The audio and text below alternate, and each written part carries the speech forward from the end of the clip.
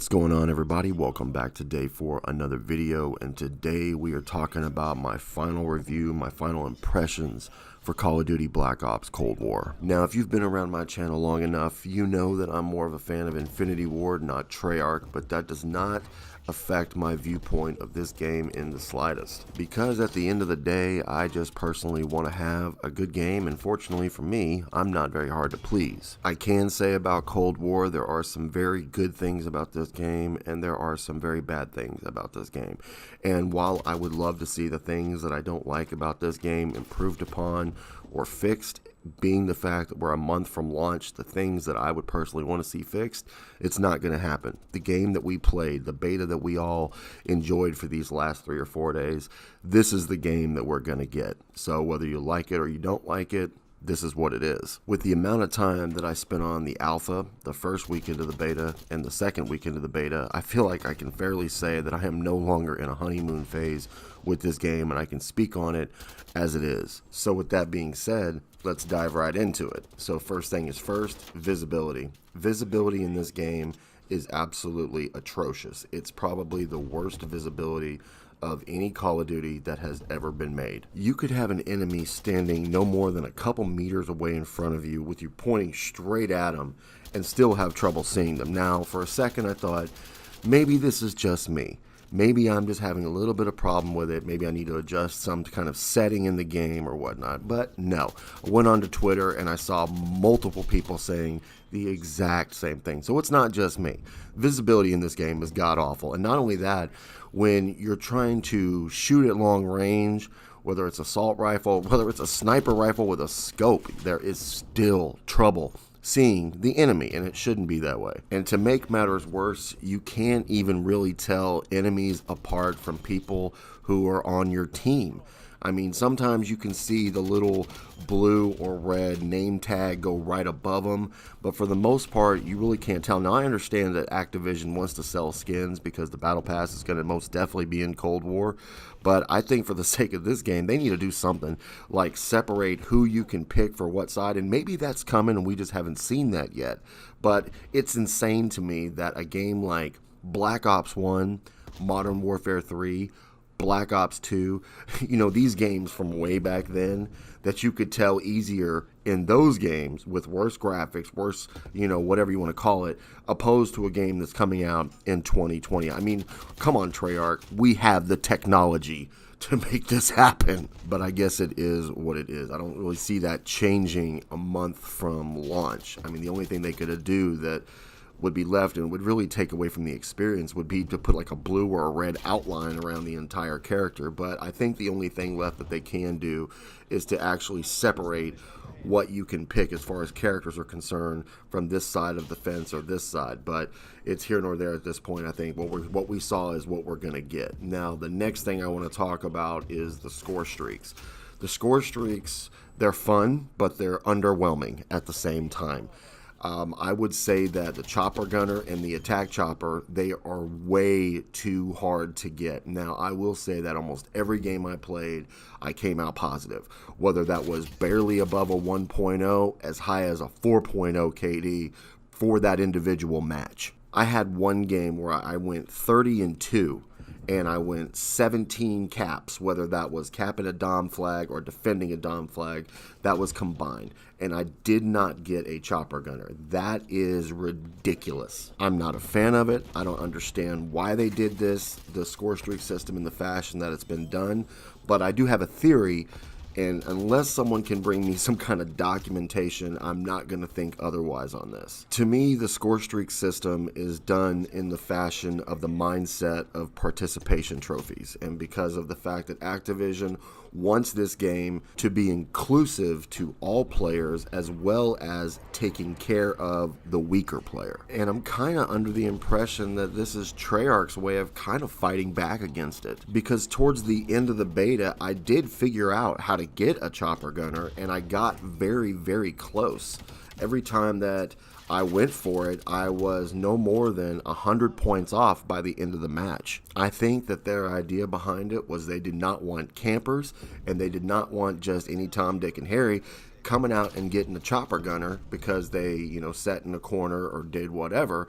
And even if you're getting, nice high kills or whatever, you're still not going to get this unless they are continuous kills and you've gone on like a 10 streak without dying. Now, if you're doing that, then you'll get that chopper gunner and you'll get it relatively quickly. But while I appreciate the mentality, or what I assume to be the mentality behind this, they need to lower this, because at the same time, there are things in this game where you can take out a chopper gunner or an attack chopper very easily. And only thing this is going to do is promote camping. Camping has always been in Call of Duty. I mean, it's been here since COD 4. But after, 2019 COD, Modern Warfare, we need a break from all the camping, at least kind of tone it down. And by having chopper gunners at 5,000 score and having to go on kill streaks of like 10, 12, and 15 kills in a row, everybody wants to get this thing. You have to do the same thing for an attack chopper. You're going to see everyone hiding in a corner. They need to lower this. Not so to the point that just anybody can get it. Still make it a viable challenge so that that person who has that high skill level can still play this and still get that rewarding fun factor, but not to the point where everyone's going to be hiding in a bush. They still have time where this can be fixed, but at the same time, as far as the score streaks are concerned, I still haven't seen anything that really blew me away. I think if we got some doggies, some poochies, some cujos, I think that would be the one thing that would really just blow it off the hinge. But I don't honestly see them putting that in this game at this point, because that kind of streak has been removed from Call of Duty for quite some time because it's devastating. That's why you don't see swarms. I think the last time we saw anything like that was Black Ops 3, and that was the wraps. I don't think Activision wants punishing streaks in this game because people aren't going to play it. That was why they, you don't see things like the swarm or the dogs or the wraps, or what was the other one that was in the game? Advanced Warfare had the Paladin. The Paladin would just go completely insane on everybody. I don't think we're going to see anything like that. I hope we do, but I don't think we're going to see it. But last but not least, as far as the bad list is concerned, everybody's favorite topic, skill-based matchmaking. Yes, our favorite friend of the Call of Duty franchise. I don't really have the problems with skill-based matchmaking that a lot of people have. I don't care if I go against noobs or if I go against guys with a 12.0. I don't care if the match feels like a sweat fest. I do like a casual COD, but it's not the end of the world for me if it's just this intense match going, even at the end of every single match. That doesn't bother me. What bothers me about skill-based matchmaking more than anything else is knowing that the matches that I'm playing are technically rigged. Now, I don't remember what YouTuber showed this in the algorithm or how it works or whatever it was, but some YouTuber showed it, some big YouTuber. If I knew it, I'd link it in the description so you could all watch it. But they explained it, and I've seen it in my games, whether it was Modern Warfare or whether it was Cold War. The matches are rigged. They let you do certain well enough for long enough, and then the skill-based matchmaking kicks in. Then from there, they determine how well you're playing, how you're moving, how you're shooting, your play style. And then if you're doing poorly, they will put you in matches with very weak players. They will let you crush them so you feel good about yourself and keep on playing the game. But if you do good for too long, then they put you in matches with beasts. And whenever the battle pass opens up and they start putting out these combo packs of guns that you can buy for $20, you'll notice that if you haven't bought one of those things, they'll start putting you in matches with people that have bought them so that they can stomp you to the ground to make you incentivized to want to buy those things. And that, my friends, is how it is rigged, and I absolutely loathe and despise skill-based matchmaking for this reason. This is not what made Call of Duty the game that it was, up until this point. That what made it so great was just getting in a random lobby. It didn't matter whether they were a .2 in a KD or a 12.0. It was random. It was based off of your ping connection, and it made the games great. And it kills the fun the way that this is, because if in the back of your mind, if you know what I know and what I just said, and a lot of you already out there already know this, you already know that when you go into this match, if you stomp the whole lobby, it's probably you didn't. It was put that way so that you would. If you get stomped, it's not that you're a bad player. It's that the system puts you with those people for you to get stomped. It makes it really hard to determine which way of the fence it falls, whether it was really you or whether it was the skill-based matchmaking. But that's my thoughts on that. But now let's talk about the good stuff about Cold War. After they unlocked all the class stuff, as far as the guns was concerned, that was awesome to really get to try out the Gunsmith and see what kind of attachments were available. And I have to say, I didn't think I was going to like it as much as I did Modern Warfare's take on this. I like the fact with Modern Warfare you can technically create a whole new gun, but on this I like the simplicity of it. It really showed you just this easy breakdown. Do I want this kind of barrel? Do I want this? You're not really so much changing the gun to something else. You're just changing particular stats on different aspects of the gun, which I thought was totally cool. I loved how they broke down the percentages. It was so precise, so easy. It was just a real user-friendly experience with the new Gunsmith. So bravo to Treyarch for that. The next thing I want to talk about real quick is the maps. Now everybody's got their own personal opinion for all the different maps in this game. For me, I liked all the maps. I thought the maps were great. I think these are the best maps that Treyarch has put out since Black Ops 1. And with the fact that this game is a direct sequel to Black Ops 1, it makes it all the sweeter to someone like me, because Black Ops 1 was my favorite Call of Duty of all time. The maps, as far as the look of them and the way the flow of them, everything about them really, it really took me back to the Black Ops 1 time period as far as the reminiscence, the nostalgia of that old game, and it really captured the essence of it in these maps, and I applaud them for it. I think they did a great job. The one map that I mentioned in one of my videos a long time ago, that I really wanted to see in the trailer was in the forest, and it turns out that's Ruka from Firebomb or Fire Team or whatever the hell they call that mode. But that map is great. I absolutely had a great time on that, and I like all 4 or 5 maps that we got. What was it? Cartel, Miami, Satellite, and Moscow.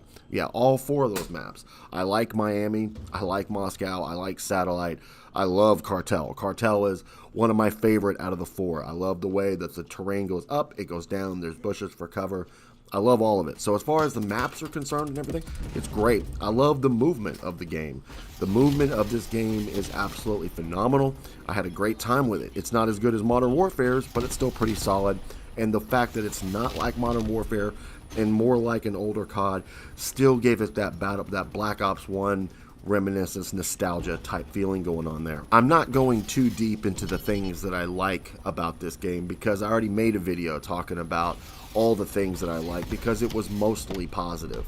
And this video, while it may sound really negative, at the same time, I have to say, this is the best Treyarch game that, in my opinion, that's come out since Black Ops 2. I get that not everybody can play a game and put the annoyances, off to the side and just enjoy the game. I can do that. That's not a hard thing for me to do. That's why that I can say there's so many Call of Duties that have come out, and I don't have a whole lot of complaints about a whole lot of Call of Duties. I have complaints about Black Ops 4, and I hate Black Ops 3. That's it as far as the entire COD franchise.